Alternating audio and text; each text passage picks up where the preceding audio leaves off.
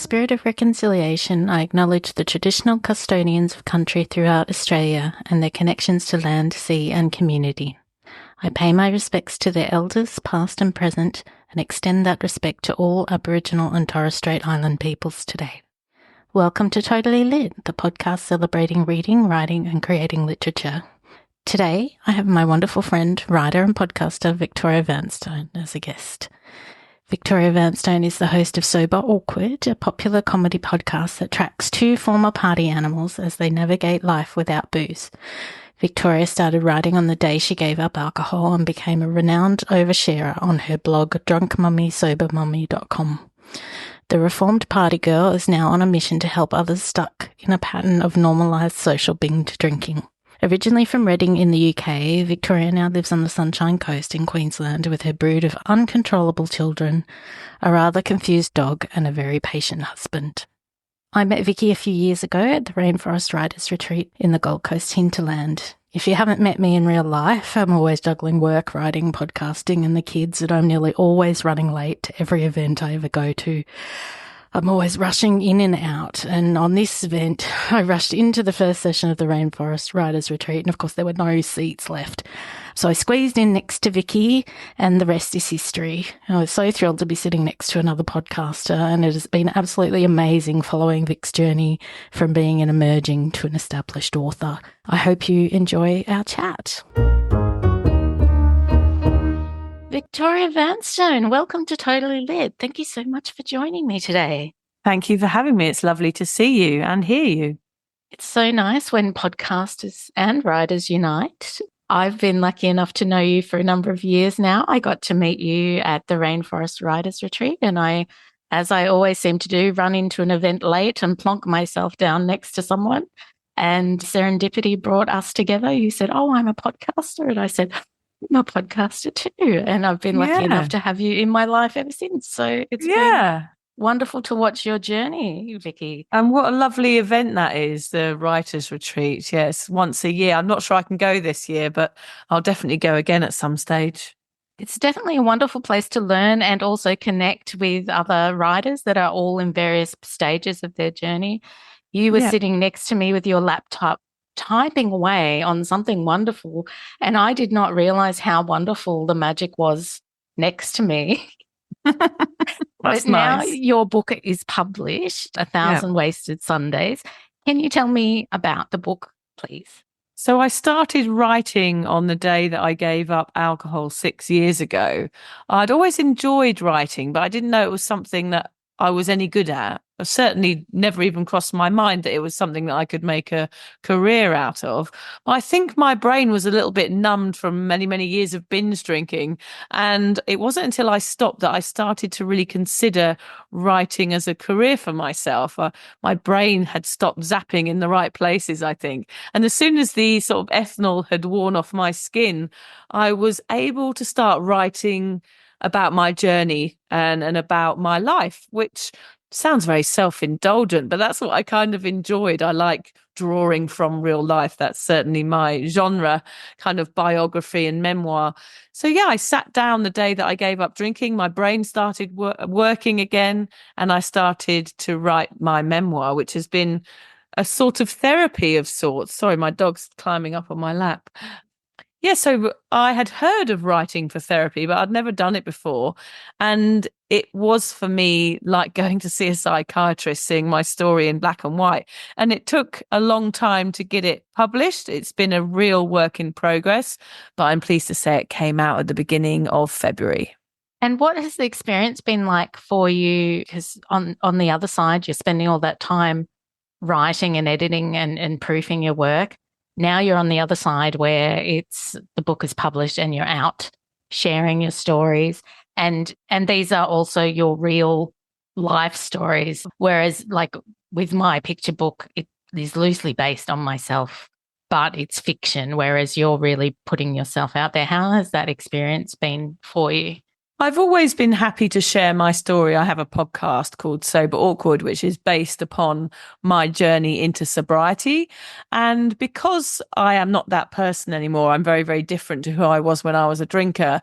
I find it very easy to separate these two people. There was somebody in my past who I feel sorry for now and that I can relate to and that I understand now, but it's like a completely separate entity to who I am. So it's very easy for me to tell my stories and share my vulnerability and my mistakes because that was somebody who was unwell and under the influence of a very potent drug for many, many years. And I tell these stories not with shame or regret. I tell them because I know they will help other people. And if I felt like I did back in those days, there's bound to be somebody out there that feels like me. So I'm proud to tell my story as often as possible on whatever platform I need to, whether it's podcast or your podcast or in a news article. Sometimes they dramatize my level of drinking, which always annoys me slightly because my point whenever I talk about alcohol is that, sometimes it doesn't need to get that bad to be deserving of professional support. That's always my message. So sometimes in a newspaper article, they might put alcoholic mother as the headline. Whereas, of course, that wasn't really the case. I don't even use that term. I was a binge drinker that alcohol intake affected my mental health. And that's what I write about: anxiety, over drinking, and leaning on alcohol as a parent. And yeah, I feel really, really proud to tell my story. And really, I think it's a journey that people will resonate with because it's a very common form of normalized social binge drinking. It's not someone sitting on a park bench with a bottle of Jack Daniels clenched to their chest. It's a very normal story of somebody who didn't have a traumatic childhood and had lots of ups and downs, but actually somebody that you could relate to. So yeah, it is me, but it's a different me to me now, if you know what I mean. Mm, mm. And do you find, did you have to have like a level of acceptance or a level, I'm not sure if forgiveness is the right word, but when you look back on past you, do you still celebrate who that person is? Yeah, definitely. I was never unkind to people. All of my characteristics that I've taken on into my sober life, that stuff hasn't really changed. It's just that I've taken alcohol out of the equation. And the thing is, with booze growing up, it was never really a choice for me. It was coming for me in every direction. So I do have sympathy for that young girl who, was nervous in front of boys or thought she had to drink to be liked or grew up in a family where everybody drank around her. I have an empathy for her rather than, just saying cutting off that person and saying that she was wrong or that it was a sad situation. It was just what I had to go through to be able to help people now and to get to where I am today. But yeah, it's a really interesting question actually, because I definitely feel empathy towards that person over feeling shy or embarrassed about my behavior as a drinker. Everything that I did was under the influence. And actually, writing about it has really helped me move forward because it's very clear when you write something down, you're able to see your problems in black and white and where I was going wrong. So if ever I'm having a craving or feel like, which I actually don't anymore, but if I ever wondered why I'd given up alcohol, it's really easy that I now have a book and go, oh yeah, there's all the red flags laid out in black and white and impossible to ignore. I came along to your launch here at Brisbane Square Library, and I was really impacted by some of the members of your audience who are your podcast and your book has made a real life impact for them with their own sobriety. So saying goodbye to drinking and starting on that journey. And there were women in tears at that launch. So you're really impacting women and men in a real life way by sharing your story. That was really lovely, that event, because I arrived and the lady said to me on arrival, she said, where would you like to do your speech? I didn't realize, I thought I was going to be interviewed. And I stood up and, I sat in front of everybody and I talked for about 45 minutes without any prompts, which was something I didn't realize I could do. So it was really empowering, actually, that event. And there were a few women crying in the audience. And I said to the lady, "Are you okay?" She just resonated so deeply. And I think a lot of women out there don't feel heard a lot of the time and don't realize that their problem is worthy of intervention or seeking any professional advice. Because it's so mid-range, these people tend to fall through the cracks and don't get noticed. They just carry on because, well, everyone else is drinking at the barbecue or the play date, or this mummy wine culture that seems to infiltrate our lives as we become mums. So I think it's the first time that somebody has told their story. A lot of the time they're like, "Oh my God, this is me. I was a mum that was struggling and I got anxiety, but I thought that was part of my hangover. I didn't realize that I was deserving of looking into this even."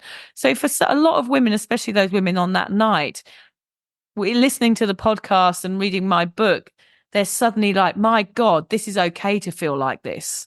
And that's why I'm so brutally honest in everything that I do, is because it takes the edge off. It takes the edge off how people are feeling, and they go, "Gosh, I thought I was the only person in the world that was having impact from a normalized binge drinking issue. I didn't realize others felt like me," which is why it's so great that the book's out there, because anyone then, even if they're just wandering past at an airport, can pick it up and go, "Oh, right, perhaps I do have to have a look at my relationship with alcohol a little bit deeper."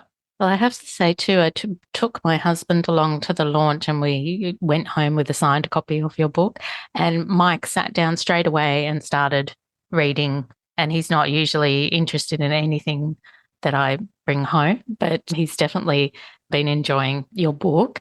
Yeah, and he asked a really good question. I can't remember what he asked, but yeah, he piped up and asked a question. He's quite shy, your husband. So I was like, "Oh, Mike, how lovely."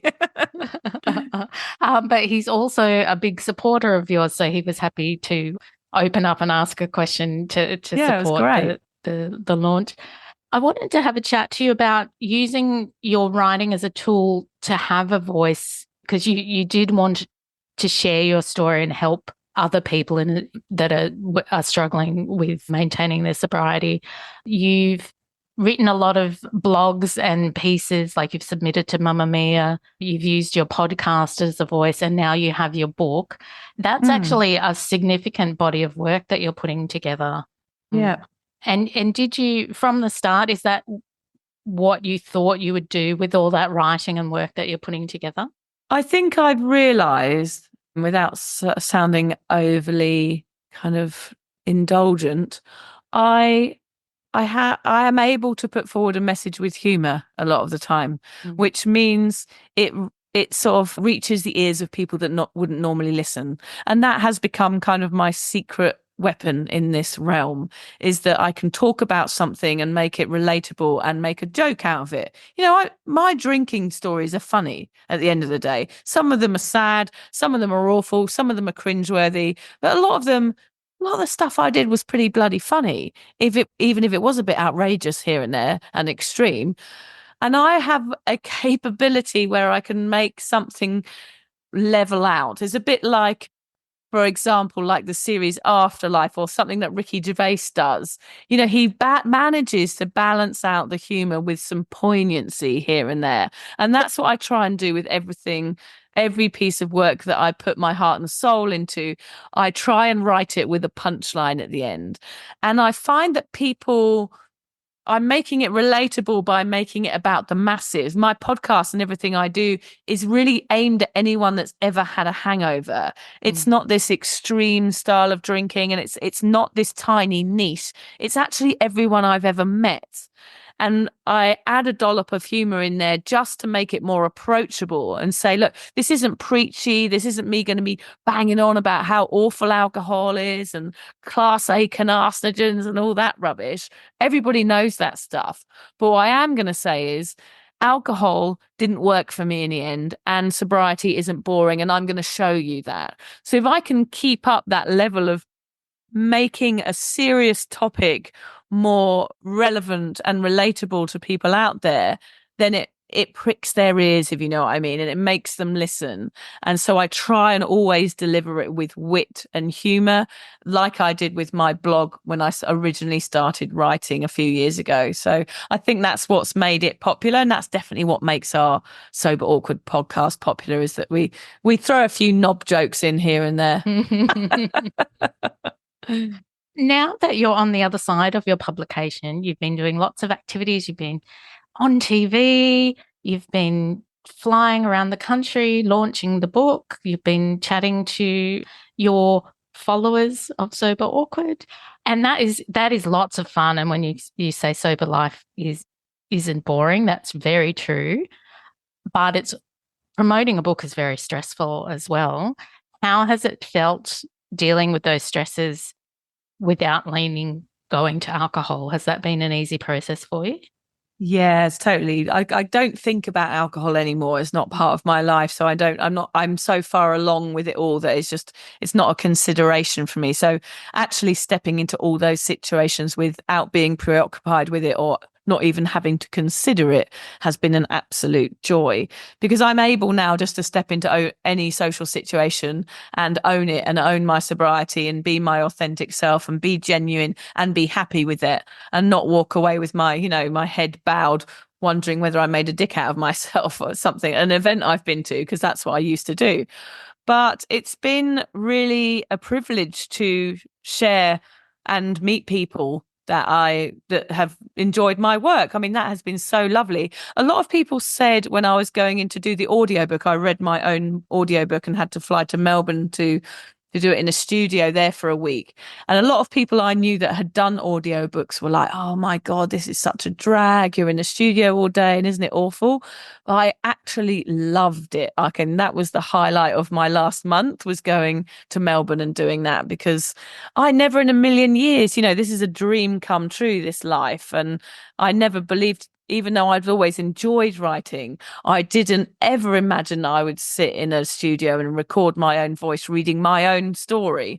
And I think the stresses of it are what I enjoy, like being, and I just feel totally privileged to have been able to do this. Like, I never, even when I started writing the book, which is probably why it's so honest, I never in a billion years imagined anyone would ever read it. Even when I met you at those writing groups, I always thought, well, I'm going to do this, I'll plod along, and I might self-publish eventually, but then how do I get it out there? It's just this really long and arduous process to get it to the point that it is now, with a publishing deal.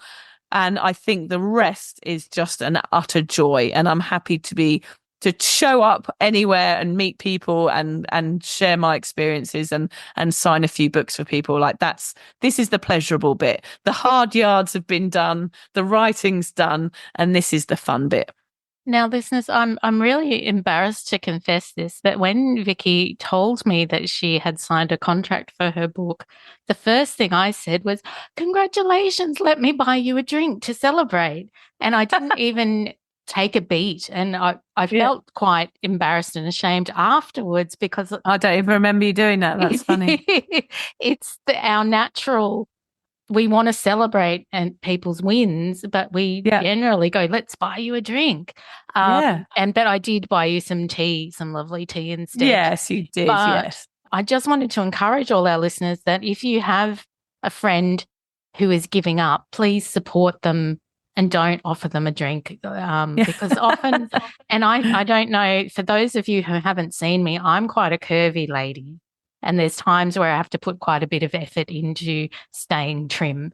And no matter what people will say at a celebration, "Oh, just have a piece of cake. It won't hurt you just once." And it's the same thing. Like, you're trying to better your life, but people they think, "Oh, just one won't hurt." But sometimes one is enough to undo all the damage. So, I just want to ask all our listeners to support their friends if they're giving up drinking or giving up smoking or food or whatever they're trying to do. Just support them on their journey, because that's what they need, is your understanding. And I think it's changing now. I think people are because of more media coverage and because of what we do in this realm, I think people are more understanding and are beginning to see alcohol's impact on mental health a little bit more and understand the risks involved. And I don't get that very often anymore. I don't get people trying to like twist my elbow and get me to have a wine. People know what I do, and people understand that, look, you can't argue with anxiety. If you say, why don't you drink? I said, well, it gave me terrible anxiety to the point where I couldn't look after my children anymore. Like, no one's going to say to you, oh, sure, one won't hurt then. Because I think you have to, I think that's what I am, is I'm really honest about what it did to me and the effect it had throughout my life. And I think it's really, really interesting to see how there's a bit of a wave of change happening on that scene, a bit like what happened with cigarettes. People are starting to really comprehend the impact that alcohol is having on their lives, mentally and physically. So luckily I avoid silly comments nowadays, even if I'm down the pub. And actually, I love being out socially. Our podcast is called Sober Awkward because I found it so bloody awkward in the beginning to socialize. But it's a step-by-step process. Like, each stepping stone leads to me being out longer and being able to socialize more. And now I enjoy socializing more than I ever did with booze. Because in the end, I actually hated going out because I knew I'd always be the drunkest person in the room. I knew I was always going to have anxiety the next day. And I had very, very predictable behavior. So now it's just nice to go out and not to have any of that stress upon my shoulders. So I'd like to go back to the writing process. In terms of, did you just sit down and write, or did you plan out how the book would be? I know that you connected with some of, when we were at our Rainforest Writers Retreat, you connected with Gina that attends the retreat every year, who helped you through the process a little bit with giving you feedback. So how was that initial putting the book together process like for you? It was really interesting because obviously I'd never done anything like that before. I had no idea where to start. I originally wrote the book in chronological order. I guess probably people tend to with memoir, just to get it all out there. I think that's what I wanted to do first, is just get it out there and get it onto the computer, and then do whatever with it.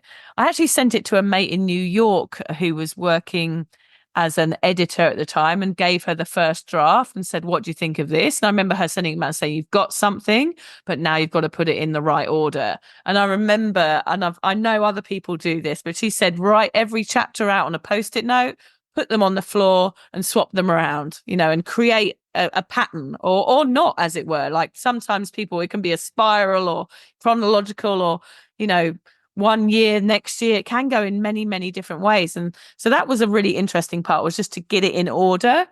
And then once I felt like I had something, I just spent years, actually, a couple of years, sending it out there, just sitting at my computer and emailing it to as many people as I could. Sometimes the first 3 chapters, sometimes the whole book, which can feel quite scary because often you don't know really who you're sending it to.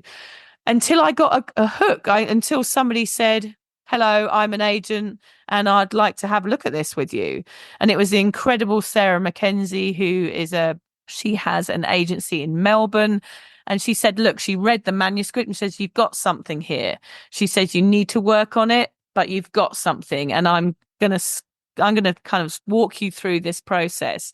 And she probably put another 2 or 3 years work into my book. I sent it to her in 2019. It wasn't published until this year. So that was a lot of work. And sometimes you've just got to spend ages until you find someone who believes in you. And that's what she did. And sometimes she wrote it and said, now you need to add a bit about this. That's what I'm interested in. Now you need to take this section out. And that was a couple of years in that process. And during that time, I was going to writing retreats and writing groups up where I live, and trying to find people that knew what they were doing, because I didn't know what I was doing. I was just somebody who had a story.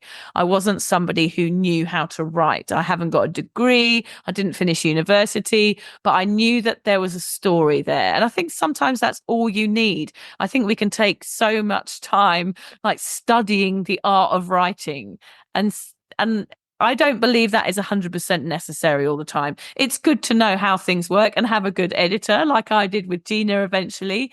But I think the most important thing is to have a story. And I just sat down at my computer and wrote the story, beginning, middle, and end, a really, really simple format. And I knew that's how I had to set it up, with that arc, with the interest, and with a hero's journey, which is always going to be me. Somebody said recently in my podcast that my husband was the hero of the book. I was like, oh, really? Surely I've got to be the hero in my own bloody book. Yeah. So it was, I've never written anything, I've never studied it. So I think that's a really good message for people out there. Like, you don't have to have all of these degrees and letters after your name to be a writer. I'm a writer now. Like, I'm writing a second book, and all I'm doing is telling a story. So yeah, it's been a huge process. And the real blessing was meeting Gina, who had edited a short story I'd written when I was at a writing retreat. And I was like, who is this lady? She's incredible. She's yeah. lovely. Hi, Gina. She's amazing. And I was like, oh my God, you changed my story in just a couple of sentences and a couple of hints. She'd given me a nudge here and there. And I was like, oh, this woman's incredible. And I asked her to edit the book, which was a huge help. She's just incredible at nudging the right information out of me at the right point.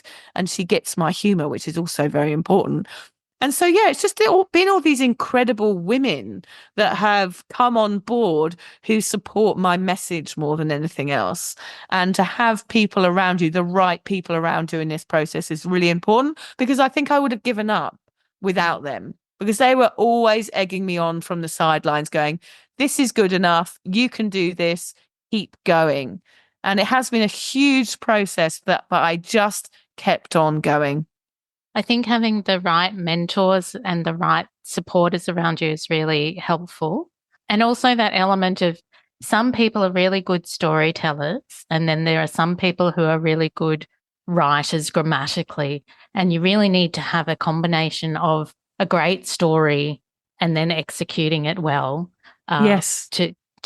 So sometimes I write things and it's nice, but it hasn't got oomph in it, and I'm like, oh, I've got to go back to this. And then there's other times I'll write something in an hour and it wins an award. So it just, I wish I had consistency.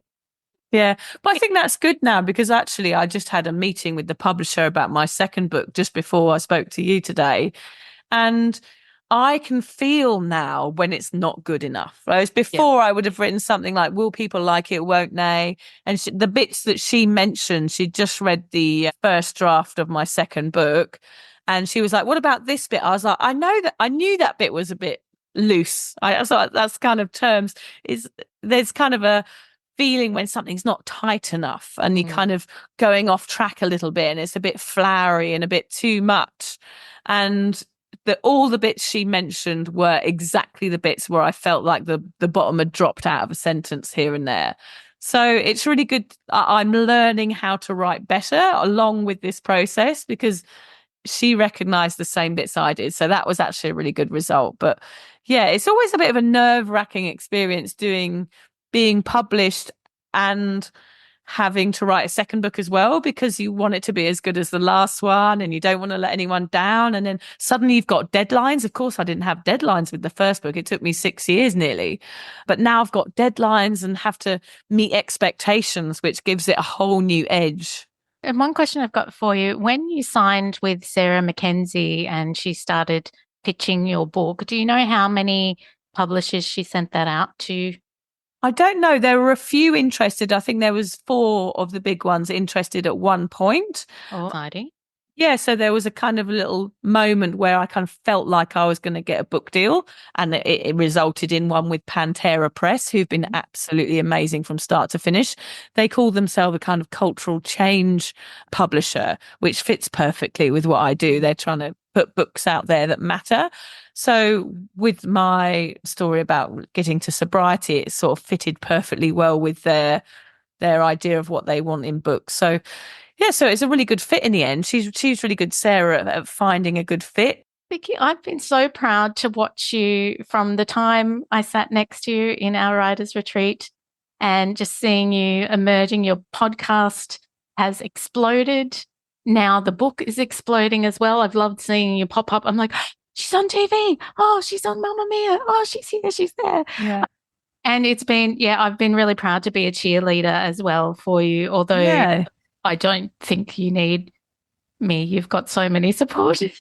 No, it's so lovely to have everybody on board with it. It's so nice. And our friend Carly Proctor, remember Carly? Yes. She came to the Sydney live. She? Yeah, Oh, I how hadn't seen her for lovely. ages ago. So Yeah, it was she so survived lovely. her nursing She survived her overseas. trip. Yeah. It was really difficult. It's actually really one thing I haven't liked about the launches is that people come that you haven't seen in ages. She was a perfect example.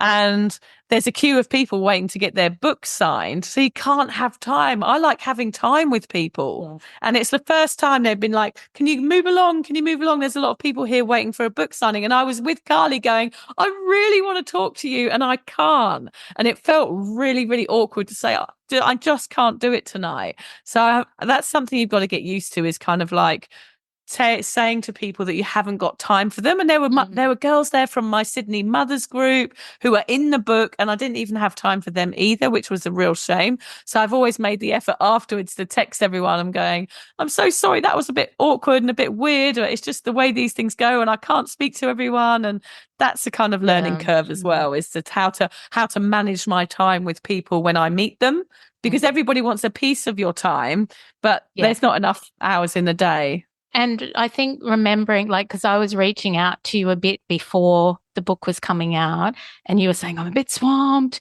And I'm like, yes, she is. So don't, and I wasn't feeling like, oh, I really want to catch up with Vicky, but she doesn't have time. Yeah. And what I do, because I rarely have time. So if I've got some and I'm offering it to you, it means something. Yeah. But you just have to also accept when authors are promoting books and out and about, their time is not really their own anyway as well, because you've got so many commitments in such a small amount and also, of time. One of the things I also have is 3 young kids, like trying to manage all of that. I've been away every weekend for the last 4 weeks. One of the reasons I gave up drinking was to be a more present mum, and that hasn't happened at all over the last 6 weeks, I'd say. So it's been nice. I had my last event in Melbourne last weekend, and this week I've just been having a bit of family time, and I'm actually going to go on holiday and have get into that second draft of that second book a little bit more. And I think that's the thing I was writing for as well, was for time with my children, and both my sons just turned 18 and 21. And I'm the busiest I've ever been at the moment, promoting my book, promoting the podcast, doing all of the work around the podcast, writing more stuff and pitching to more publishers, doing my full-time job. And my son during this interview has been texting me going, Mum, I need to know who's picking me up. And I'm like, I will call you in 1 hour. Yeah, and it's you so were taking hard a to call manage from it your all. son as well. Yeah, but it's the problem with the modern day kind of online businesses or trying to run anything is that you have to be your own marketing team nowadays, which is unfortunate. And there's just a never ending amount of stuff that you could be doing. There's always an extra post or an extra episode or extra piece of writing that you could be putting out there to the world. And I think over the last few weeks, I was really worried about the book sales and how it was going to get out there and everything else, and where is it stocked, and has Big W got enough copies, and all of this sort of thing. And I think sometimes you just have to reach a point with it all and just go, look, this is going to organically happen, and whether it's popular or not is kind of out of my control. I do what I can in the days that I work. But of course, you don't get paid for a lot of this stuff. Like the podcast is free, the writing, it's not highly paid, and you're working 7 days a week. It can be quite depleting after a lot of time. So I'm definitely up for a bit of a break after the big launch stuff, which has been fantastic, but it's definitely time for a bit of family time. Yeah. Well, thank you so much for joining me today, Vicky. It's been wonderful to see the journey. And I'd love for our listeners, if they see your book in the bookshops, pick up a copy.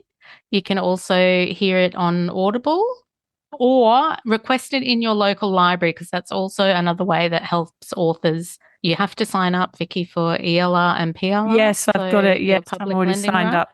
Yes, got that. So the more libraries that have your books, the better as well. And really, it's such a great resource if you are going through a journey of transitioning from drinking to sobriety, Vicky can hold your hand along the way. Yes, I am. I'm like your sober buddy that's going to make you feel. My stories are always going to be worse than everyone else's. So actually, it makes people feel better.